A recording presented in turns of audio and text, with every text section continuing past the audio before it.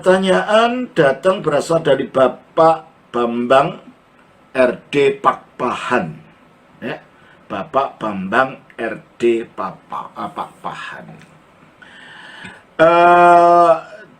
Beliau mengatakan begini. Selamat malam Romo Daniel. Apakah Romo berkenan untuk memberikan pencerahan mengenai kisah hidup Yesus yang misteri antara usia 13 tahun sampai dari kurang lebih 29 tahun.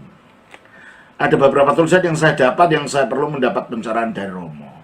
Sebelum dan sesudahnya saya ucapkan terima kasih. Tuhan Yesus memberkati. Terima kasih Pak Bambang. Maaf kita lama kita nggak saling kontak. Semoga Bapak juga baik-baik.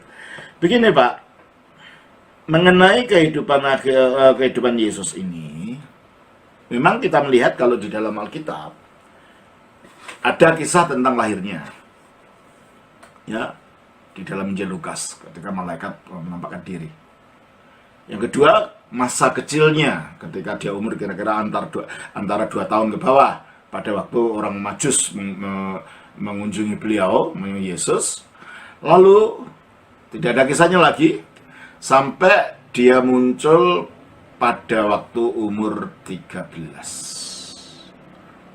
Sudah 13, hilang lagi ceritanya. Baru muncul kira-kira umur 30. Coba kita baca ya. Di dalam Lukas pasal 3 ayatnya yang ke-23. Ketika Yesus memulai pekerjaannya, ia berumur kira-kira 30 tahun. Jadi kalau gitu, pada waktu di Lukas pasal 2, itu ketika Yesus dibawa oleh ibunya dan ayah angkatnya ke Betlehem, ya, pada waktu hari Paskah, ya.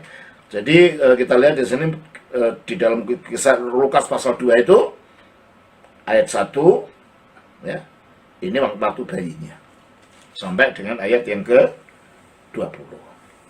Lalu ayat 21 itu Yesus disunat. Dia umur 8 hari, ya, karena sunat di dalam tradisi Yahudi menurut perjanjian lama itu dilakukan 8 hari. Nah, sesudah itu kalau kita kembali ke Injil Matius, ya. Kalau kita melihat, kita melihat kepada Injil Matius pasal yang kedua, dikatakan begini, ya.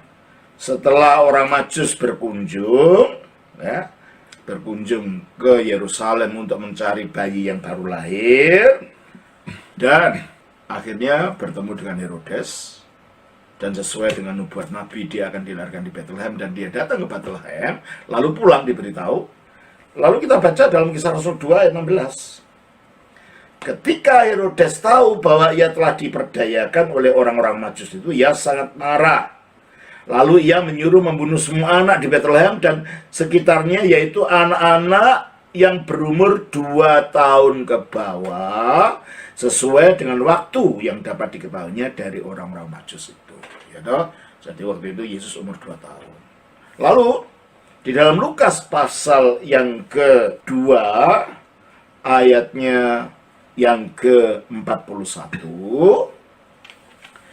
tiap-tiap tahun orang tua Yesus pergi ke Yerusalem pada hari raya Paskah. Ketika Yesus telah berumur 12 tahun, pergilah mereka ke Yerusalem seperti yang lazim pada hari raya itu. Berarti umur 12 tahun dia menampakkan diri lagi. Sesudah itu yang saya baca tadi, Lukas pasal 3 ayat 23. Ketika Yesus memulai pekerjaannya, ia berumur kira-kira 30 tahun. Berarti pertanyaannya, apa yang terjadi antara umur 13 dan umur 30 ini? Kalau kita melihat catatan dari Injil Markus, pasal yang ke-6, ya. Di dalam Injil Markus pasal yang ke-6, dikatakan begini. Kemudian ayat 1, ya. Kemudian Yesus berangkat dari situ dan tiba di tempat asalnya. Maksudnya di Nazaret, karena dari Mesir kan dia di Nazaret. Akhirnya bermukimnya dengan ayah angkatnya atau ayah asuhnya dan Maria di Nazaret, ya. Sedang murid-muridnya mengikuti dia. Murid-muridnya mengikuti dia. Pada hari Sabat, ia mulai mengajar di rumah ibadah, maksudnya sinagoga Yahudi ya. Dan jemaat yang besar takjub ketika mendengar dia, dan mereka berkata, dari mana diperolehnya semuanya itu? Hikmat apa pulakah yang diberikan kepadanya? Dan mujizat-mujizat yang diberikan itu bagaimana dapat diadakan oleh tangannya? Bukankah ia ini tukang kayu, anak Maria, saudara Yakobus, Yoses, Yudas, dan Simon? Dan bukankah saudara-saudara yang perempuan ada bersama kita? Lalu mereka kecewa dan menolak dia. Dari respon orang-orang sekampungnya mengenai Yesus itu, bahwa mereka heran dia dapat mengajar dengan penuh hikmat, mereka heran dia dapat melakukan mujizat, dan mereka menanyakan dari mana diperolehnya semuanya itu. Menunjukkan Yesus memang tidak pernah pergi kemana-mana, selama itu berada di kampungnya. Makanya kalau ada teori Yesus waktu itu pergi ke India dan itu enggak berdasarkan sejarah itu. Ada sih, ada satu teori katanya ada satu buku, ada seorang Rusia pergi ke India lalu masuk ke suatu biara Buddha Tibet. Di sana merupakan satu dokumen yang katanya menceritakan ada orang suci yang bernama Isa dengan double S, yang akhirnya diyakini itu Yesus, dan dia belajar tentang agama Buddha di sana ya, dia belajar tentang agama Hindu juga di sana gitu kan. Dan ada pula yang mengatakan Yesus pergi ke Mesir untuk belajar sihir, ilmu sihirnya Mesir. Itu spekulasi semua. Dari data yang ada di sini, orang ini tidak tahu Yesus pergi kemana-mana. Dilihat ini, dikatakan di sini, dari mana diperolehnya semuanya itu? Hikmat apa pula yang diberikan kepadanya? Berarti mereka tidak mengetahui Yesus pernah pergi kemana-mana, belajar di mana-mana, karena dikatakan ayat selanjutnya, bukankah ia ini tukang kayu? Ya tadinya ayah angkatnya atau ayah asuhnya Yosef adalah tukang kayu, dan biasanya dalam kebudayaan Yahudi anak itu melanjutkan pekerjaan bapaknya. Kalau Yosef itu adalah tukang kayu, Yesus melanjutkan setelah Yosef meninggal, maka dia melanjutkan pekerjaan ayahnya ini. Berarti kalau gitu, selama itu Yesus di kampung saja, karena dikatakan selanjutnya, bukankah ia ini tukang kayu, anak Maria, saudara Yakobus, Yoses, dan Yudas, dan Simon, dan bukankah saudara-saudaranya perempuan ada bersama kita? Berarti kalau gitu, orang kampung mengenal keluarganya Yesus. Orang kampung mengenal bahwa dia tetap di situ sebagai tukang kayu gitu loh. Kalau dia keluyuran kemana-mana, gimana jadi tukang kayu? Ya, kalau sampai dia pergi ke India, gimana dia jadi tukang kayu? Berarti menunjukkan dia tidak kemana-mana, ya di situ.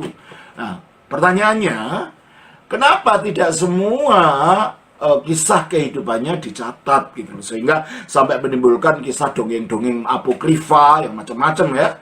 Yesus katanya bisa mengubah tanah, dipujakan burung, diembus jadi burung sungguhan. Itu dalam Injil apokrifa, namanya Injil Thomas atau Injil Tufulia, Injil masa kanak-kanak Yesus. Itu kitab apokrifa yang merupakan dongeng gitu loh, fiksi yang dibuat untuk mengisi kekosongan cerita dalam Injil yang kanonik ini. Nah, pertanyaannya kalau gitu, mengapa tidak ditulis? Injil bukan ditulis sebagai suatu biografi, enggak. Karena kalau biografi ada banyak yang tidak ditulis. Namanya Yesus setiap pagi bangunnya jam berapa, kan nggak ada ceritanya. Dan Yesus kalau mandi di mana? Di sungai atau di dalam kamar mandi di rumah? Nggak ada juga ceritanya. Nah, yang dimakan setiap harinya apa oleh Yesus? Nggak ada ceritanya. Jadi memang itu tidak bercerita tentang biografi. Injil itu artinya Injil, yaitu evangelion, berita kesukaan, berita gembira. Jadi yang ditekankan adalah tentang berita gembira, kesukaan, berita sukacita, tentang keselamatan yang dilakukan Allah melalui Yesus. Oleh karena itu yang ditekankan adalah poin-poin penting yang mempunyai makna bagi tujuan pemberitaan siapa Yesus itu. Jadi kalau gitu apa yang terjadi? Ya, sebagai yang hidup di tengah-tengah masyarakat Yahudi, di mana Yesus pun taat kepada hukum Taurat, sebagaimana dikatakan di dalam Galatia 4 ayat 4, kalau bacakan. Tetapi setelah genap waktunya, maka Allah mengutus anaknya yang lahir dari seorang perempuan dan takluk kepada hukum Taurat. Takluk pada hukum Taurat. Berarti dia belajar hukum Taurat juga sebagai orang Yahudi di tengah-tengah masyarakatnya. Nah, sebagai orang Yahudi, anak laki-laki Yahudi waktu itu, apa yang terjadi? Kira-kira pada waktu kecil, mungkin sudah mulai bisa baca gitu ya. Yesus mengikuti pendidikan anak-anak Yahudi pada umumnya. Apa itu? Mengikuti pendidikan di Beit Sefer. Kita belajar membaca Ibrani, membaca pasal pendek-pendek dari kitab Perjanjian Lama dalam bahasa Ibrani.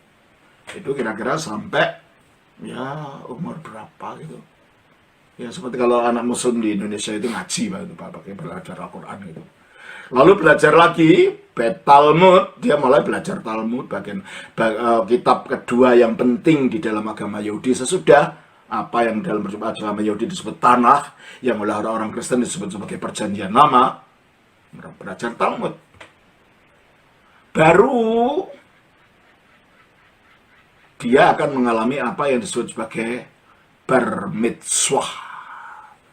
Ya, bar mitzvah itu mungkin yang mungkin nggak tepat seperti itu, seperti CD-nya di dalam gereja-gereja reformasi, ada CD, anak kecil umur berapa di CD gitu kan, mungkin semacam itu ya, tapi tidak persis seperti itu. Artinya anak ini sudah mulai bertanggung jawab untuk menjalankan hukum Taurat itu pada dirinya sendiri. Itulah bar mitzvah. Bar itu artinya anak laki-laki, mitzvah itu perintah-perintah hukum Taurat, maksudnya dia mulai melakukan bar mitzvah itu kira-kira umurnya 12 tahun.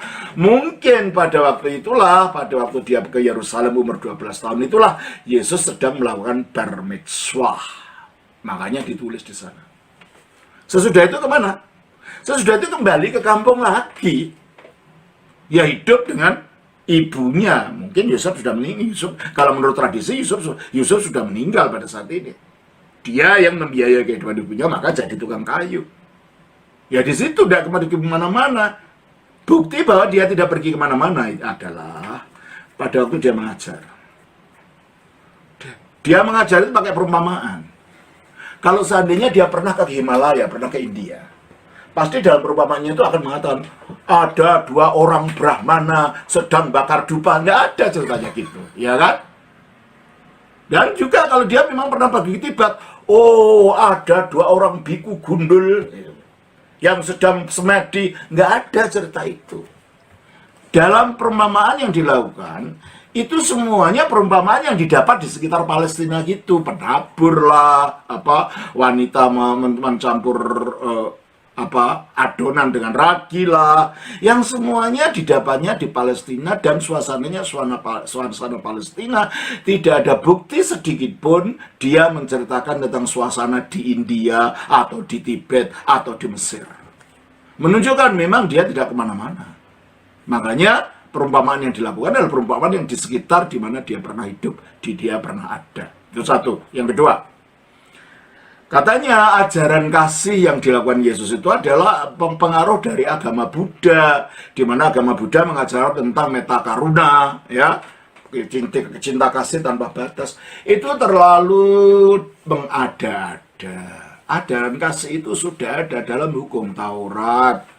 Coba kita baca di dalam Ulangan pasal yang ke-6 ayat 8, ayat yang ke-4 dan 5 lah. Dengarlah hai orang Israel, Tuhan itu Allah kita, Tuhan itu Esa. Kasihilah Tuhan Allahmu dengan segenap hatimu, dan dengan segenap jiwamu, dan dengan segenap kekuatanmu. Ini isi Torah, bukan dari Alkitab agama Buddha.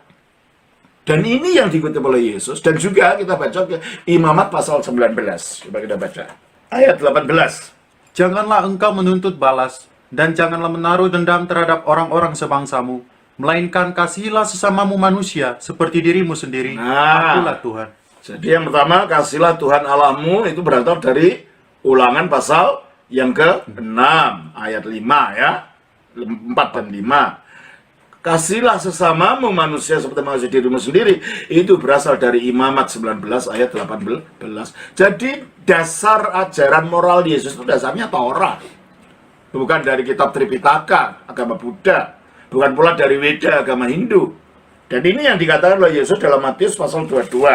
Ya. 22 ayat 34 sampai dengan ayat yang ke-40. Ketika orang-orang Farisi mendengar bahwa Yesus telah membuat orang-orang Saduki itu bungkam, berkumpullah mereka, dan seorang dari mereka, seorang ahli Taurat, bertanya untuk mencobai dia. Guru, hukum manakah yang terutama dalam hukum Taurat?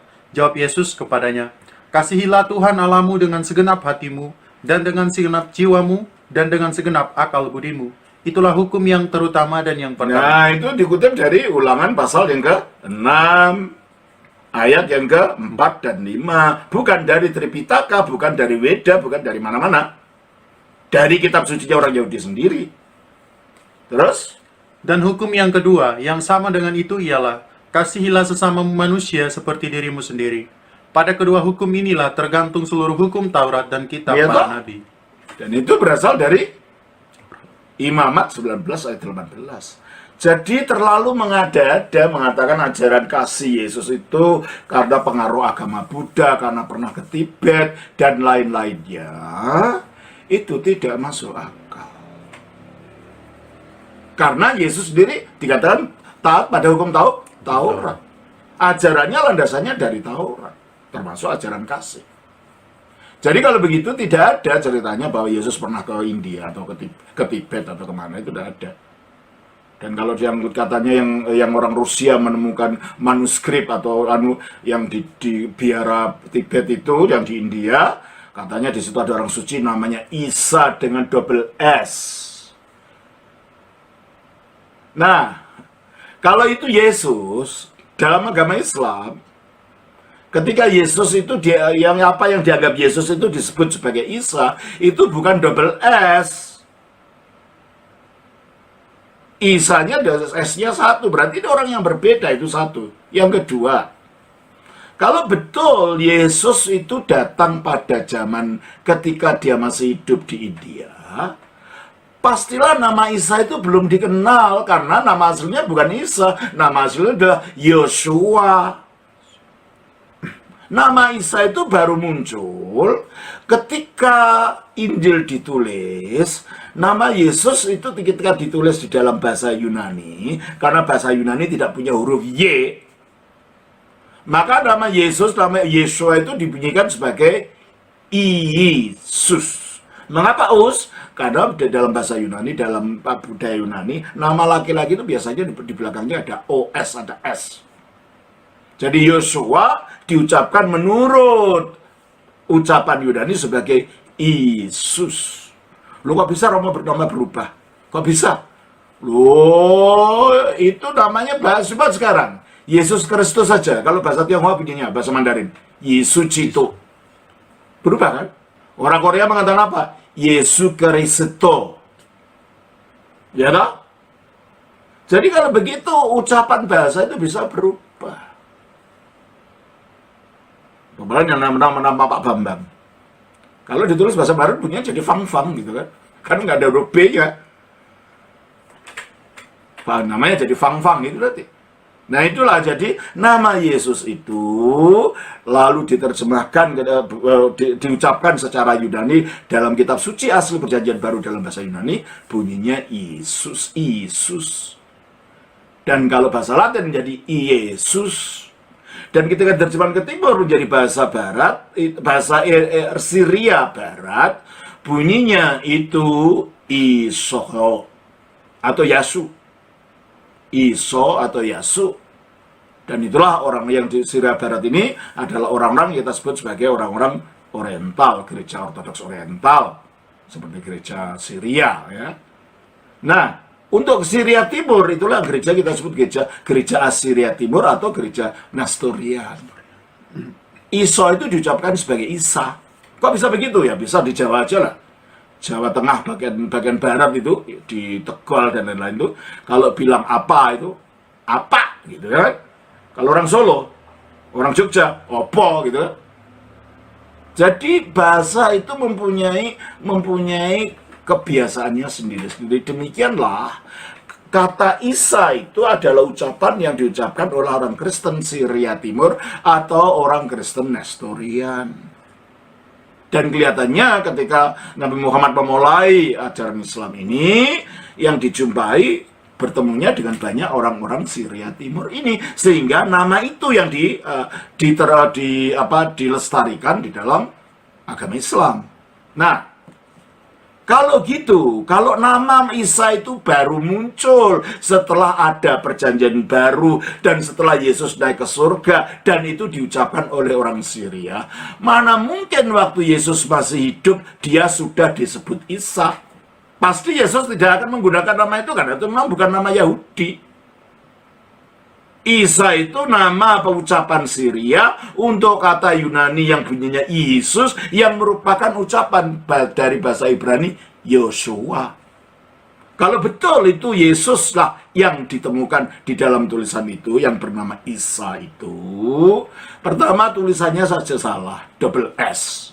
Padahal Isa dalam bahasa Arab, dalam agama Islam, bukan double S, ya Isa, ISA gitu. Berarti kalau begitu amat diragukan bahwa itu adalah mengenai Yesus yang ditemukan oleh orang Rusia di India tadi. Dan ini membuktikan bahwa Yesus nggak pernah ke India, karena tidak pernah. Wah, kalau di perumpamannya bicara tentang penabur, tentang ladang, kenapa tidak berbicara, oh pada suatu hari ada orang naik gunung Himalaya penuh salju. Nggak ada dari perumpamaan Yesus itu. Membuktikan dia tidak pernah ke sana.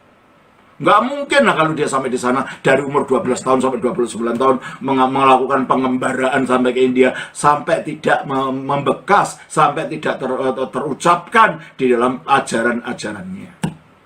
Jadi hukum kasih itu bukan dari agama Buddha, tetapi dari Torah itu sendiri. Dan juga perumpamaan-perumpamannya itu adalah semuanya berasal dari Palestina, bukan dari perumpamaan-perumpamaan yang ada kaitannya dengan wilayah di luar Palestina. Dan juga dia bukan melakukan sihir. Memang itu mujizat. Nah, dari tanda-tanda ini kita tidak bisa mengatakan Yesus pergi kemana. Dan tak mungkin dia dikenal sebagai tukang kayu kalau dia tidak pernah praktek menjadi tukang kayu. Mempunyai toko, membuat apalah, bikin kursi, bikin apa, mungkin gitu. Sampai dia terkenal sebagai tukang kayu berarti dia harus di situ lama gitu loh, sampai dikenal orang. Kalau hanya sekali-kali kata terus pergi ke luar negeri lagi berapa tahun, ya enggak mungkin lah dia disebut tukang kayu ini. Berarti kalau begitu Pak, umur-umur yang dilakukan diceritakan dalam Injil itu adalah umur-umur yang penting pada poin-poin penting dalam kehidupan Yesus. Mempersiapkan dirinya, menyatakan diri sebagai Mesias secara publik.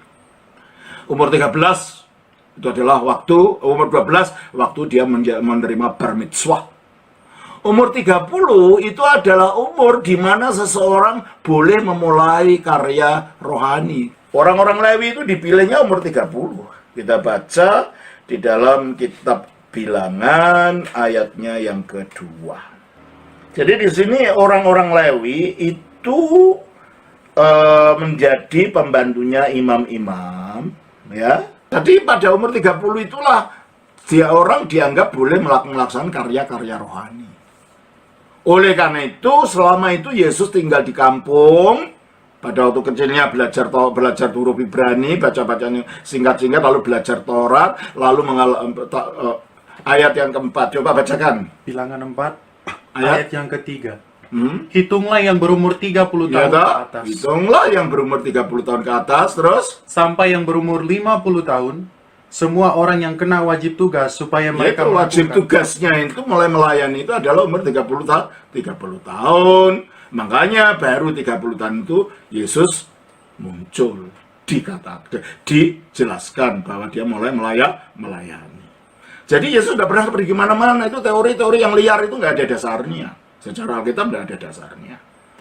Dan sudah saya katakan tadi, bahkan kata Isa tadi, itu pun tidak mungkin muncul pada Yesus masih hidup. Sebab itu diucapkan oleh orang Kristen Syria Timur setelah Yesus naik ke surga, bukan pada waktu hidup. Kalau betul itu Yesus yang di sana, waktu hidupnya, pasti dia merendahkan diri sebagai Yesua, bukan Isa. Dan mungkin nah karena itu bukan nama Ibrani, tidak dikenal nama itu. Ya.